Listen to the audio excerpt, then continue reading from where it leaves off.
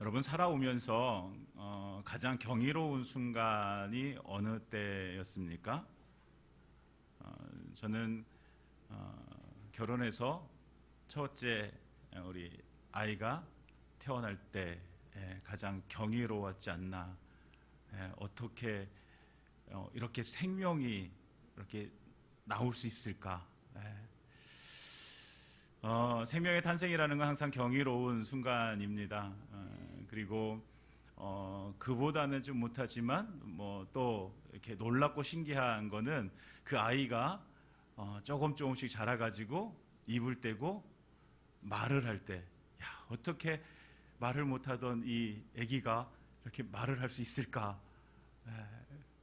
저희 첫째 아들 예중이가 이제 말문을 처음 떴을 때 어떤 말을 제일 먼저 할까요? 엄마 아빠. 엄마 아빠. 예중이는 엄마를 빨리 했을까요? 아빠를 빨리 했을까요? 보통 엄마를 빨리 했는데 예중이가 아빠를 먼저 했어요. 아빠를 먼저 하니까 제 아내가 얼마나 서운해하든지 엄마를 먼저 해야 되는데, 근데 둘째가 태어나고 둘째는 뭘 먼저 했을까요? 엄마 아빠? 엄마를 먼저 했어요. 엄마를 먼저 하니까 제 아내가 좋아하죠. 저는 그때서야 이게 좀 서운할 수 있구나. 나를 먼저 안 불러주는 게 이런 생각들을 했어요. 여러분, 아이들이 태어나서 말을 배웁니다. 아이들이 말을 배우는데 엄마, 아빠라는 단어를, 이 한 단어를 하기 위해서 아이들이 몇 번을 들어야 되냐면 2만 번을 들어야 된다고 해요. 이렇게 학자들이 연구한 바에 의하면 2만 번을 들어야지 엄마, 아빠를 한대요. 그러니까 아이가 태어나거든 엄마, 아빠 계속 말해주세요. 엄마, 아빠. 그러니까 할머니, 할아버지가 먼저 듣고 싶다. 그럼 맨날 할머니 맨날 해주면 될 거예요. 한 단어를 배우기 위해서 이렇게 많은 시간이 필요하고요, 노력이 필요하잖아요. 아기들이 이제 자라나서 말을 유창하게 잘하기 위해서는 끊임없이 이 말을 들어야 돼요. 그래야지 말을 잘할 수 있어요. 그래서 계속 알려줘야 되죠. 그런데 때때로 이렇게 말을 알려주는데도 잘 못하면 어때요? 근심이 되죠. 우리 애가 태어난 지 1년이 지나고 2년이 되었는데도 말을 잘 하지 못하면, 말문이 트이지 않으면 근심이 되잖아요. 그렇죠? 근심이 돼요. 그 조바심도 나고요. 이제 더 많이 알려주려고 노력도 하죠. 그런데 아이에게 큰 병이 없다면 어느 순간인가 말문이 트이게 돼요. 좀 늦게 트이는 아이들도 있기 때문에 말문이 트이게 되어져요. 그런데 어느 이제 일정한 나이가 되잖아요. 일정한 나이가 되어지면 그때가 좀 제가 볼 때는 이게 중학교 들어가면서부터 시작되어지는 거예요. 보통 중2병이라고 하는데 중학교 2학년 정도 되어지면 이제 점점 이제 말을 잘 안 들으려고 해요. 자기의 의견이 생기고 무엇을 가르쳐줘도 그것이 잔소리로 들리고 하는 시간들이 되어져요. 그래서 알려주는 대로 이렇게 받아들이면 되는데 받아들이지 않고 그거에 대해서 자꾸 이렇게 밀어내는 그런 이제 시기가 있어요. 그럼에도 불구하고 아직 그때는 그래도 이제 받아들이는 것들이 있어요. 그런데 진짜 어느 순간이 되어지면 자기의 어떤 생각이 확고해지면 어느 순간부터는 말을 해도 이제 변화가 되지 않는 순간들이 있어요. 보통 우리가 나이가 들면 그렇잖아요. 나이가 들면 변화하는 게 쉬워요, 어려워요? 여러분들은 변화하는 게 쉽습니까, 어렵습니까? 쉽지 않아요. 이미 내 생각이 있어요. 이미 내가 지금까지 경험해 왔던 그런 경험들이 있기 때문에 그것이 마치 내 안에서는 진리처럼 이렇게 막 딱 이렇게 자리를 잡게 되어져요. 그래서 변화된다는 게 너무나도 힘든 시간들이 이제 되어지는 것이죠.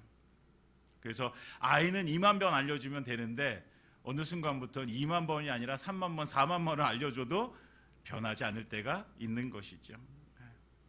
그런데 이게 본도 인간 사이에서뿐만 아니라 하나님과 우리 사이에서도 마찬가지예요. 하나님께서는 우리에게 계속해서 하나님을 알려주십니다. 그런데도 불구하고 우리는 변하지 않아요. 때때로는 하나님을 더 이상 내가 알고 있는 하나님은 요만큼이야. 요만큼이 하나님 알고 있는 거야. 근데 하나님은 요만큼일까요? 하나님은 이만큼이 아니거든요. 하나님은 무한하시거든요. 근데 우리가 알고 있는 하나님이 요만큼이에요. 그런데 여기서 변화되지 않으려고 하는 거예요. 하나님은 이런 하나님이야. 딱 이렇게 고정되어져 있는. 그런 하나님은 이 외에 더 크시고 더 많은 것들을 하실 수 있는 분이심을 믿습니다. 그러니까 우리는 어떻게 해요? 우리가 하나님을 만날 그날까지, 우리가 하나님의 나라 그날까지 우리는 뭐예요? 하나님을 아는 지식을 더욱 넓혀야 되는 거예요. 계속해서 우리는 변화되어야 되는 것이죠. 여러분, 그러니까 우리가 변화되어지기를 우리가 포기하지 않았으면 좋겠습니다. 나는 더 하나님을 알아야 돼. 나는 더 하나님을 알아야 돼. 그래서 이제 그 구약 성경에 보면 호세아라는 선지자가 나오는데요. 그 호세아라는 선지자가 이스라엘 백성들이 더 이상 하나님을 알려고 하지 않아요. 그러니까 그가 뭐라고 얘기하냐? 하나님을 알자, 하나님을 힘써 알아야 돼라고 이렇게 막 이야기를 해요. 그러면서 왜 하나님을 알아야 되냐면 호세아서 4장 6절에 보면 내 백성이 지식이 없음으로 망하는도다. 하나님을 아는 지식이 없어서 그 백성이 망하고 있는 것을 보면서 안타까워서 하나님을 알자, 더욱 힘써 알자라고 이렇게 얘기하는 거예요. 여러분, 우리가 하나님을 알기를 원합니다. 우리가 알고 있는 하나님이 있어요. 그런데 그 하나님은 그 내가 알고 있는 하나님보다 더 크시고 더 넓으신 분이십니다. 그러니까 우리는 어떻게 하나님을 더 알아야 돼요. 하나님을 더 알아야 돼요.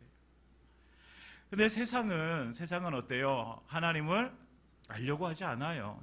세상의 사람들이 하나님을 알려고 해요? 아니잖아요. 하나님을 몰라도, 하나님 없어도 잘 살 수 있다라고 생각을 해요. 잘 살 수 있다고. 근데 성경은 분명하게 말씀하고 있잖아요. 인간은 모두 다 죄인입니다.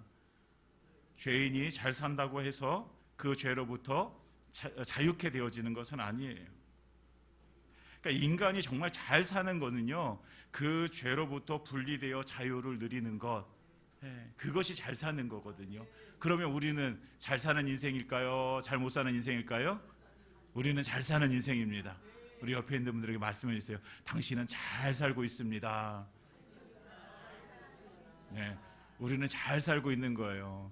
때때로 우리가 세상의 기준에 따라서 내가 돈이 없으니까 나 잘 못 살고 있어, 나는 건강하지 않으니까 나 잘 못 살고 있어, 이렇게 생각할 수 있는데 아니요. 그거보다 더 근본적인 것, 우리의 죄를 예수 그리스도께서 십자가에 달려 죽으심으로 모두 다 해결해 주셨습니다. 우리는 죄로부터 이제 자유한 거예요. 우리는 이제 더 이상 죄와는 상관이 없습니다. 우리는 천국을 소유하고 있습니다. 그러면 우리는 잘 사는 인생입니다. 때때로 살다 보면 돈이 없을 수도 있고요, 건강이 조금 나빠질 수도 있어요. 그러나 여전히 우리는 잘 사는 인생입니다. 잘 사는 인생입니다. 이거 잊지 마세요. 그러면 항상 행복할 거 아니에요. 나는 잘 사는 인생이야. 왜 일어날 때마다 나는 잘 사는 인생이야. 행복하지 않겠습니까? 그렇죠? 근데 하나님께서 우리에게 이 잘 사는 인생 가운데 더 잘 살라고 우리에게 계속해서 하나님을 알려주세요. 그래서 우리는 더 하나님을 많이 알아야 됩니다. 그러면 하나님께서 우리에게 어떠한 방법으로 하나님을 알려주실까? 오늘 성경을 통해서 우리가 함께 보게 되어지는데요. 사도 바울은 로마서를 이제 쓰면서 자기 자신이 누구인지 1장에 말해주고 있어요. 나는 예수 그리스도의 종입니다. 나는 사도입니다. 나는 택정함을 입은 자입니다. 무엇을 위해서 이렇게 세움받았다고 고백하면 복음을 위해서. 무엇을 위해서? 복음을 위해서. 내가 복음을 위해서 그리스도의 종이 되어졌고, 내가 복음을 위해서 사도가 되어졌고, 내가 복음을 위해서 택정함을 입었고, 내가 복음을 위해서 빚진 자가 되어졌습니다 라고 고백하는 것이 사도 바울의 고백입니다. 그러면 우리가 여기서 이렇게 생각해 볼게. 왜 복음이 필요할까? 여러분, 왜 복음이 필요할까요? 그 복음은 예수 그리스도인데 왜 예수 그리스도가 우리에게 필요할까? 바울이요, 그 복음 때문에 얼마나 힘든 순간들을 보내게 되어져요. 온갖 핍박을 당하게 되어 죽을 고비를 넘기게 되어지고 얼마나 힘이 듭니까? 그럼에도 불구하고 포기할 수 없었던 것이 뭐예요? 복음이에요. 복음. 멀리까지 여행하면서 그 복음을 증거하게 되어집니다. 복음을 알지 못하는, 하나님을 알지 못하는, 예수 그리스도를 알지 못하는 모든 사람들에게 그 복음을 증거하게 되어집니다. 왜요? 왜 그들에게 그 복음이 필요할까? 그 정답은 모든 사람이 죄를 범했기 때문입니다. 로마서 3장 23절에 이렇게 말씀하고 있죠. 우리 다 같이 한번 읽어볼까요? 시작. 모든 사람이 죄를 범하였음에 하나님의 영광이 이르지 못하더니. 아멘. 여러분, 모든 사람이 뭘 범했어요? 죄를 범했어요. 세상에 어떤 사람도 죄를 범하지 않은 사람이 없다라는 거예요. 모든 사람이. 그래서 모든 사람이 죄를 범했기 때문에 하나님의 영광에 이르지 못해요. 하나님의 영광에 이르지 못하는 이유가 뭐예요? 죄 때문이에요. 그러면 이 죄를 해결하면 하나님의 영광에 이르게 되어지는 것이죠. 여러분, 이것 때문에 모든 사람이 죄를 범했기 때문에, 그래서 하나님의 영광에 이르지 못하니까, 그러니까 이 사도 바울은 생각한 거예요. 복음이 필요하다. 예수가 필요하다. 누구에게? 모든 사람에게. 내가 있는 이 지역의 사람들뿐만 아니라 더 넓은 세계 열방의 모든 사람에게 예수는 필요하다. 그래서 그 예수를 증거하게 되어지는 그 사명을 가지고 살아간 것이 사도 바울이잖아요. 사랑하는 여러분, 모든 사람이 죄를 범했기 때문에 죄를 해결할 수 있는 유일한 길이 되신 예수님이 필요합니다. 모든 사람에게 필요합니다. 그럼 죄가 뭐예요? 죄가 뭐예요? 하나님을 알지 못하는 것이 죄입니다. 단순히 우리가 세상에 우리 도덕적인 범죄, 그것도 죄지요. 그것도 죄예요. 그렇지만 근본적인 죄는 하나님을 알지 못하는 것. 그러니까 하나님을 알지 못하는 것이 죄예요. 그래서 하나님은요, 그 하나님 자신을 알려주신단 말이에요. 알려주세요. 이것을 신학 용어로 계시라고 얘기하는 거예요. 계시. 계시. 우리가 하나님을 알 수 있도록 하나님 자신 알려주세요. 어떻게 알려주세요? 첫 번째로는 하나님은 우리의 양심을 통해서 알려주세요. 양심. 19절에 이렇게 말씀해요. 이는 하나님을 알만한 것들이 그들 속에 보임이라. 어떤 사람들이에요? 하나님의 진노가 불의로 진리를 막는 사람들. 불의로 진리를 막는 사람들 안에도 하나님을 알만한 것들이 있다라는 거예요. 그것이 양심이라는 거예요. 양심. 이 양심은 하나님께서 우리에게 주신 거거든요. 그러니까 그들이 하나님을 알 수 있는 것들이 그 안에 있어요. 칼빈은 이렇게 얘기해요. 우리 자신의 심령 속에 그 양심이 새겨져 있다라고 얘기해요. 그러니까 하나님을 알 만한 것들이 우리의 심령 속에 지금 먼저 새겨져 있어요. 그런데도 불구하고 하나님을 알려고 하지 않는 거예요. 두 번째, 20절에 말씀하고 있습니다. 20절. 창세로부터 그의 보이지 아니하는 것들, 곧 그의 영원하신 능력과 신성이 그의 만드신 만물에 분명히 보여 알려졌나니. 어디에 알려졌어요?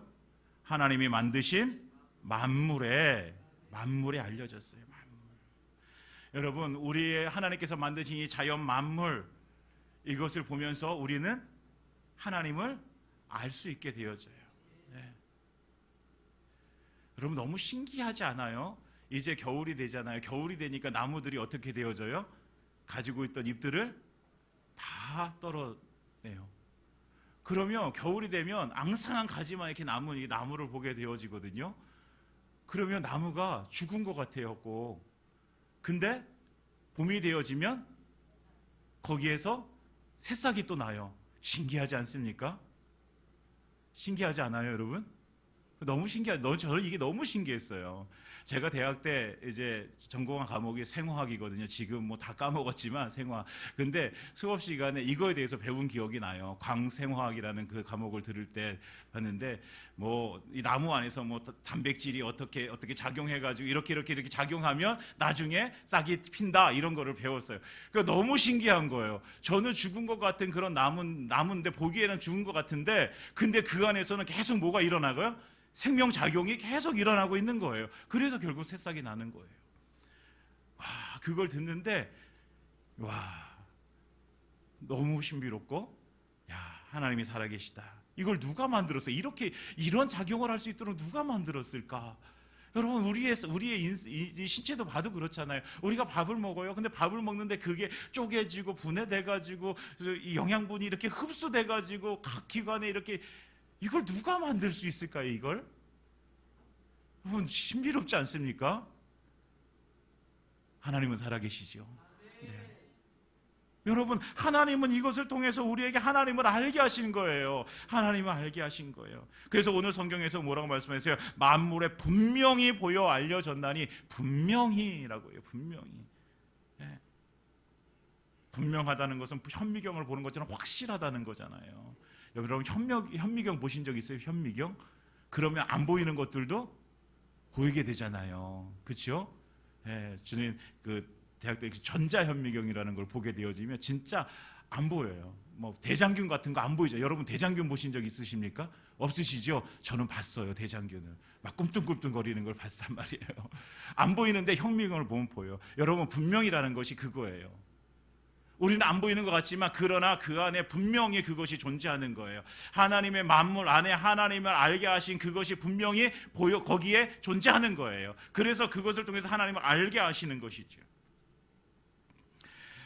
여러분, 하나님께서 우리에게 하나님 당신을 알게 하시는 방법은 두 가지예요. 그리고 계시라고 말씀드렸잖아요. 계시에는 지금처럼 우리의 양심을 통해서 자연 만물을 통해서 알게 하시는 일반 계시라는 게 있고요. 그리고 하나님의 말씀을 통해서 구체적으로 그 하나님을 우리에게 알게 해주시는 특별 계시라는 것이 있어요. 뭐 이거 다 용어를 아실 필요까지는 없는데 그냥 그런 게 있다라고 생각하시면 돼요. 그리고 일반 계시는 뭘 때문에? 하나님을 알게 하는 거예요. 하나님을 알게 하는 거예요. 야, 저렇게 만드신 누군가가 있지 않을까? 야, 신이란 분이 계시지 않을까? 알게 하는 거예요. 두 번째는 그거 가지고는 하나님이라는 구체적인 그 하나님의 실체를 알지 못하기 때문에 무엇을 주신가? 특별 계시를 주시는 거예요. 하나님의 말씀을 통해서, 예수 그리스도를 통해서 우리에게 하나님을 믿게 하시려고 특별 계시를 주신 거예요. 그러니까 자연 만물을 통해서 하나님을 알고요, 하나님의 말씀을 통해서 뭐예요? 하나님을 믿게 돼요. 예수님을 믿게 되어지는 것이죠. 그래서 말씀하시잖아요. 예, 우리가 어떻게 해요? 믿음은 어디서 나요? 들음에서 나요. 들음은 하나님의 말씀으로 말미암는 거예요. 왜? 하나님의 말씀 안에 하나님께서는 하나님은 자신을 믿을 수 있도록 하나님께서 장치를 우리에게 해 주셨어요. 그렇기 때문에 우리는 이 두 가지 계시를 통해서 하나님을 알고 믿게 되어지는 것이죠. 여러분, 우리의 양심과 만물을 통해서 하나님께서 알려주셨어요. 그러니까 우리는 뭐예요? 하나님 알려주셨으니까 하나님을 알아야 돼요. 여러분, 우리는 하나님을 알아야 돼요. 이거는요, 마땅한 거예요. 하나님을 알아야 돼요. 우리의 믿음이 커져간다는 게 하나님을 아는 지식이 더 많아지는 거예요.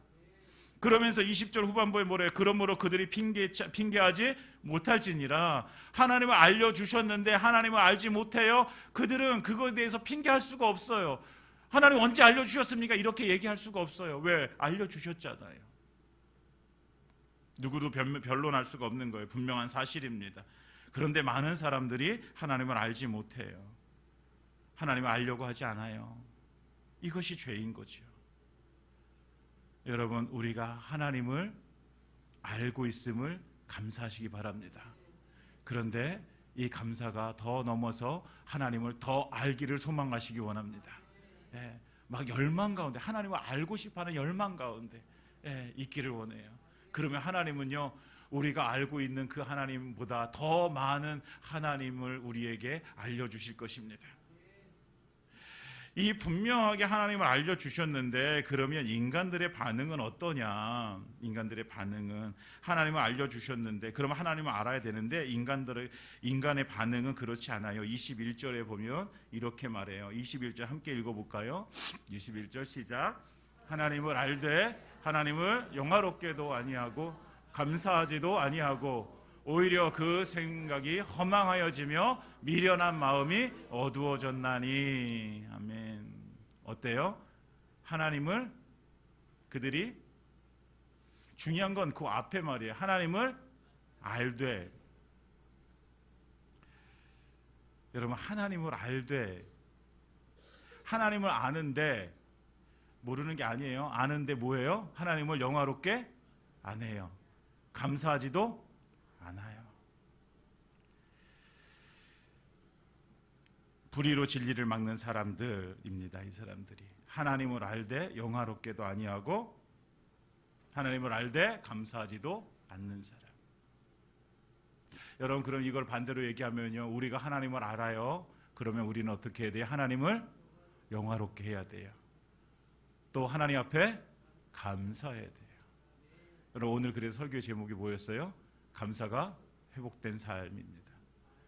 여러분, 우리가 하나님을 알고 있다면 우리 안에 뭐예요? 하나님을 영화롭게 하고 감사가 회복되어져야 되는 것이죠. 여러분, 인간의 반응은 많은 사람들이 그래, 신이란 존재가 있어, 그런 거예요. 하나님을 알되라는 게 그런 거예요. 그러니까 우리나라 사람들도요 그렇잖아요. 옛날에 그런 말들 하잖아요. 뭐 조물주가 있다 이런 말 하고요. 뭔가 알지 못하지만 어떤 뭐 이렇게 신적인 존재가 있어, 이 정도로 사람들은 알아요. 그런데 하나님이라는 걸 몰라요. 그러니까 하나님을 영화롭게 하지 못해요. 여러분, 하나님을 영화롭게 한다는 건요, 하나님의 자리에 하나님이 계시게 하는 게 이게 영화롭게 하는 거예요. 하나님의 자리에 하나님이 계신 것. 그런데 영화롭게 하지 않는다는 건 뭐예요? 그 하나님의 자리에서 하나님을 끌어내리는 거예요. 누가 차지하려고? 내가 차지하려고 끌어내리는 거예요. 이게 영화롭게 하지 않는 거예요. 여러분, 우리가 하나님을 하나님의 자리에 계실 수 있도록 하나님을 존중히 여기시고 하나님 앞에 믿음을 드리시기 바랍니다. 영화롭게 하는 거, 그리고 감사하는 거. 하나님을 영화롭게 하지 않으니까 뭐가 끊어져요? 감사가 끊어지는 것이죠. 그러니까 모든 것들을 하고 나서 그 모든 것들을 행한 것이 누구의 공로예요? 내 공로가 되어지요. 하나님의 은혜가 더 이상 되어지지 않아요. 여러분, 이렇게 되어지면 감사가 없어요. 하나님 앞에 내가 잘했는데, 내가 잘해서 이렇게 되어졌는데. 여러분, 우리가 신앙생활을 내가 잘하고 있느냐 못하고 있느냐, 내가 기도를 몇 시간 했고 내가 말씀을 몇 시간 읽고, 이것도 참으로 중요하지만요, 그러나 신앙의 척도는요, 우리가 쉽게 찾아볼 수 있는 감사예요. 감사. 내가 얼마나 감사하고 있는가, 내가 오늘 살아오면서 내가 오늘 얼마나 감사했는가, 그와 반대로 그러면 내가 얼마나 불평하고 있는가. 여러분, 매사에 불평하는 사람도 있어요. 감사가 없어요. 그러면 이것이요, 우리의 믿음의 척도가 되어진단 말이에요. 내가 하나님을 영화롭게 하고 있는가? 내가 감사하고 있는가? 하나님 앞에. 여러분, 때때로 우리는 그렇잖아요. 우리의 뜻대로 되지 않으면, 내 뜻대로 되지 않으면 감사해요? 감사 안 해요? 내 뜻대로 되지 않으면 감사하시죠? 네, 우리 성도님들은 감사하실 줄 믿습니다. 네. 많은 사람들이 감사하지 못해요. 왜? 내 뜻대로 되지 않잖아요. 우리는 내 뜻대로 돼야지 감사해요. 그런데요, 우리 내 뜻대로 되지 않아도 하나님의 신실하심을 믿고 하나님께서 더 좋은 것을 채워주실 줄 믿으면 우리가 감사할 수 있죠.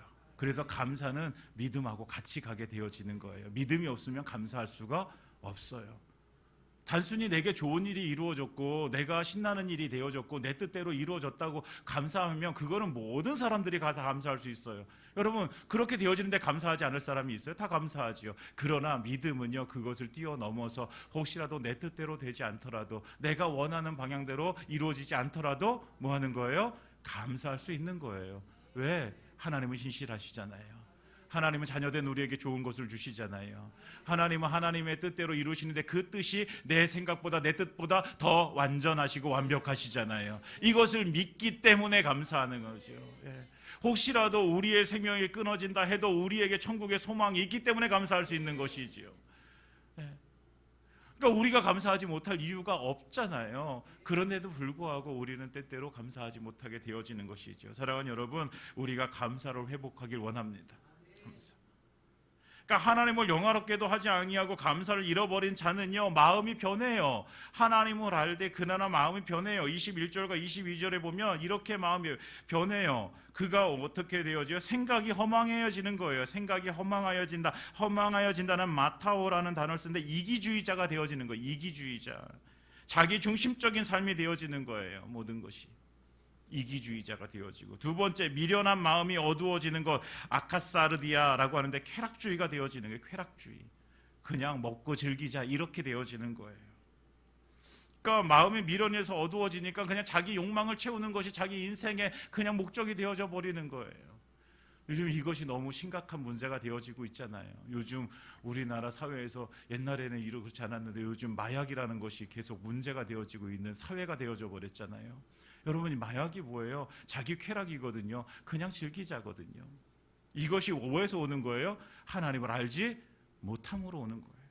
세 번째, 스스로 지혜 있다고 하지만 어리석게 되어진 거, 모라리오라고 해서 가치 판단을 잃어버리고 멍청해지는 거예요. 내가 어떤 가치를 가지고 살아가야 될지 그걸 모르는 거예요. 그러니까 이렇게 마음이 변화되어지는 거예요. 예, 허망해지고 미련한 마음이 어두워지고 그리고 어리석게 되어지고. 그러면 마음의 변화만 있습니까? 마음이 변하면 모두 변해요? 행동이 변하게 되는 거예요. 행동이. 여러분 그렇잖아요. 우리도 이렇게 사랑이 식어지면 어떻게 해요? 행동이 변하잖아요. 그런 것처럼 하나님을 향한 마음도 우리가 변화가 되어지면 행동이 변화되어지는 거지요. 여러분 하나님을 향해서 마음이 변한 사람의 행동의 변화가 뭐예요? 그것이 23절이에요. 23절. 다 같이 읽어보겠습니다. 시작. 썩어지지 아니하는 하나님의 영광을 썩어질 사람과 새와 짐승과 기어다니는 동물 모양의 우상으로 바꾸었느니라. 아멘. 여러분 그러니까 우리의 마음이 그렇게 변화되어지면 우리의 행동이 변화되는데 그 행동의 변화가 뭐예요? 결국은 하나님을 끌어내리고 그 자리에 뭐예요? 우상을 세우는 거예요. 근데 그 우상이 뭐냐면 결국은 자기 자신이에요. 내 자신이에요. 내 자신. 거기에다가 아무리 뭐 다른 것들을 막 올려놔봐요. 그런데 그거 다 뭐예요? 무엇 때문에 거기다 올려놓는 거예요? 내 명예, 권력 뭐 이런 것들을 다 거기다 올려놔봐요. 그거 누구 때문에 거기다 올려놓는 거예요? 나 때문에 올려놓는 거예요. 나 자신. 그러니까 우상 숭배는 곧 자기 숭배거든요. 자기 숭배. 25절에도 보면 하나님의 진리를 거짓의 것으로 바꾸어 피조물을 조물주보다 더 경배하고 섬김이라. 하나님이 없는 사람들, 하나님을 알지 못하는 사람들, 결국은 자기 숭배의 죄에 빠지게 되어지는 것이죠. 여러분 하나님은 절대적으로 하나님의 자리에 계셔야 되는 분이세요.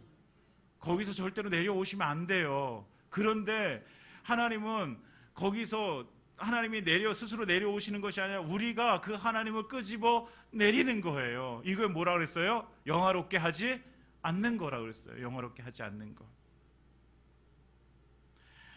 여러분 우리의 삶 가운데 하나님을 영화롭게 해드리고 그리고 하나님 앞에 날마다 감사하는 삶이 넘치기를 원합니다.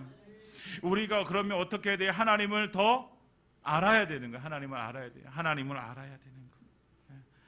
하나님을 알지 못하면 우리는 마음이 변화되어지고 행동이 변화되냐. 그러나 하나님을 알면 우리는 하나님을 영화롭게 하고 하나님 앞에 감사의 삶을 살게 되어지게 됩니다.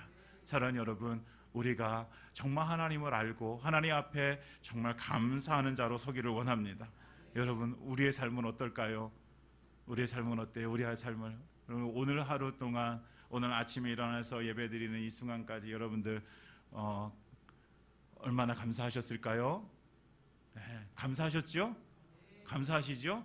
오늘 아침에 일찍 나와가지고 식사를 준비하는 거 감사하시죠?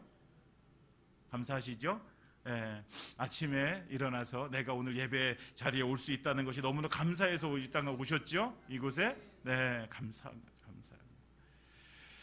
사랑하는 여러분, 하나님을 향해서 감사를 잃어버리면 다른 사람들과 같이 우리는 똑같이 이렇게 변화가 이렇게 삶이 변질되어집니다. 사랑하는 여러분, 우리가 꼭 감사를 붙드시기 바랍니다. 우리의 삶 가운데 감사가 회복되어져서 정말 하나님 앞에 날마다 우리의 삶이 온전함으로 하나님 앞에 드려지기를 예수님의 이름으로 축원드립니다. 말씀을 마치겠습니다. 우리는 사실 잘난 것 없는 인생이잖아요. 그렇죠? 우리는 잘난 것이 없어요. 그러나 우리는 이제는 잘난 인생입니다. 아까 인사했잖아요. 네. 우리 잘났다고 인사했잖아요. 그렇죠? 왜 잘났어요? 우리가 하나님을 알고 하나님을 믿기 때문에 우리는 잘난 인생입니다. 왜? 죄에서 자유함을 얻었잖아요. 더 이상 우리 죄는 우리를 어찌할 수 없잖아요. 우리는 천국을 소유하고 있잖아요. 우리는 잘난 인생입니다. 그럼 우리가 잘난 인생으로 그럼 어떻게 살아야 될까? 하나님을 영화롭게 하고 하나님 앞에 감사하고. 여러분 하나님께 감사하면요 다른 사람에게도 감사하게 되어져 있어요. 하나님께 불평하면요 다른 사람에게도 불평해요. 여러분 우리의 마음속에 하나님을 영화롭게 하고 우리의 감사가 넘치길 원합니다. 그 감사가 우리의 불평은 다 없애버리고 그냥 감사하는 삶. 옆에 있는 사람이 조금 마음에 안 들어요? 그래도 어떻게 해요? 감사해요. 감사할 수 있어요? 할렐루야. 감사해요. 내 마음에 들지 않아도 감사해요. 그래서 우리가 날마다 하나님을 영화롭게 하고 하나님 앞에 감사로, 그리고 우리 사랑하는 옆에 있는 지체들에게 날마다 감사로 나아가는 우리의 삶이 되어지기를, 이렇게 감사가 회복되어진 삶을 살아가는 우리의 삶이 되어지기를 예수님의 이름으로 축원드립니다.